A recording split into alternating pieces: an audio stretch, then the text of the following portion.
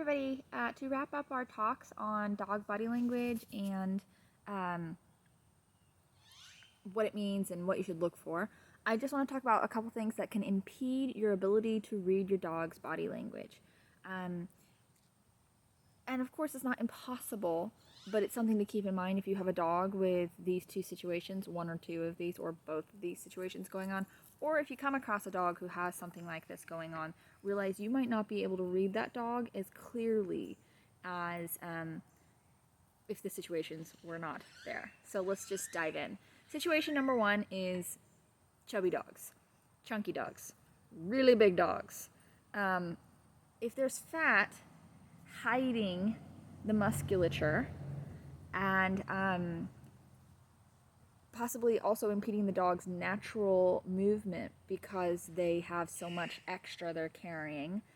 Think of the dogs who, when they sit, there's a roll around the base of their tail.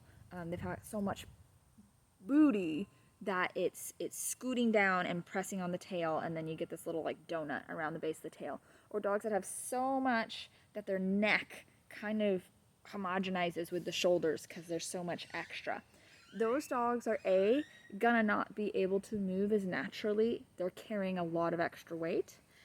So where you might be able to see loose and goosey or stiff and tight or flexion in the joints or no flexion in the joints or alignment, you won't be able to see it as well. All that extra weight's going to be laying on top of them, possibly affecting how they stand.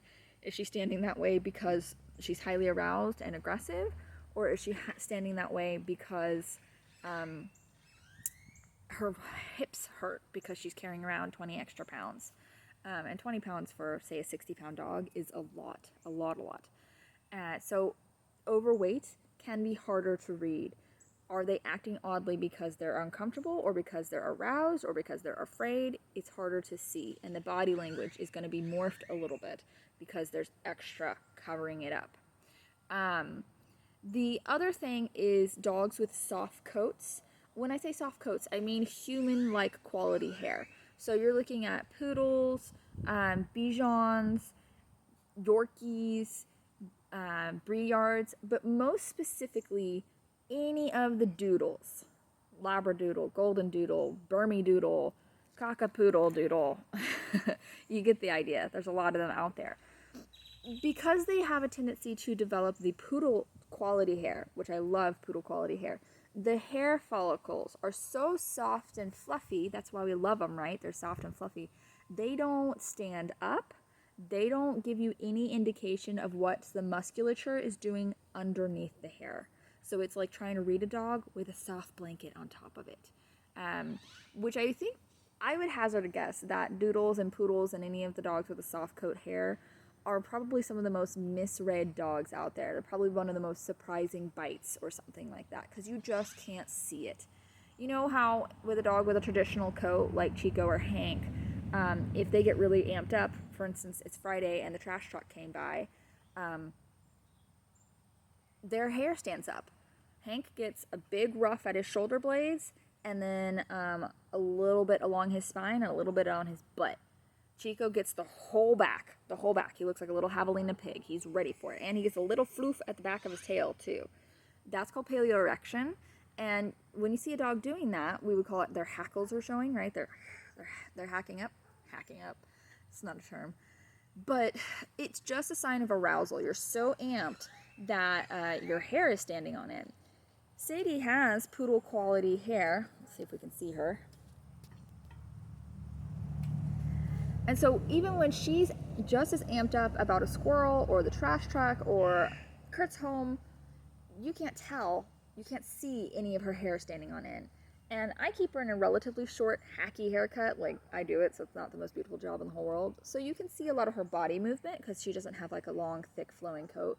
But, you know, in the wintertime, a lot of people have their dogs grow their coats out, which I don't have a problem with, but it makes it hard to read them. It's a dog with a fluffy blanket over them. So are they stiff? Are they loose?